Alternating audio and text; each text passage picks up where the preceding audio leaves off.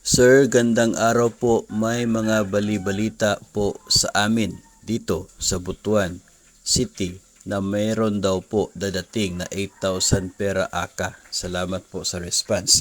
Actually, matagal na po na may mga ganong bali-balita, no? Hindi lamang po sa Butuan, everywhere in the country. At hindi lamang po 8,000. Yung iba, sinasabi na dagdag 2,000 kaya maging 4,000, maging 5,000 daw, maging 6,000, maging 8,000. Yung iba nga, maging 10,000 pa yung pera or personal economic relief allowance ng mga public personnel, government personnel. Pero kahit po matagal na may mga bali-balita na ganyan, ay wala pong dumadating. Bakit? Kasi wala pong legal basis. Wala pong basihan na tataas yung pera so far. Wala pong executive order, wala pong batas na ganyan. Kung mayroon man po ay mga bills sa House of Representatives at sa Senado.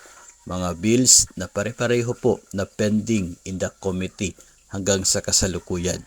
Kaya medyo malabo na may darating, no? Kung mga sabi-sabi lamang, bali-balita lamang na wala naman po tayong nababasa, napapakinggan o nakikita na legal na basihan for such an increase, so malabo po na darating. Pero kung mga insider reports yan, tapos biglang maglalabas sa executive order ang Pangulo, then that's the time na we will believe kapag nandoon na po yung EO. O kaya ay biglaang mag-approve ang ating houses of the Congress at magiging batas, yun maniwala po tayo. Kasi that's the time na mayroon pong legal basis for the increase sa personal economic relief allowance.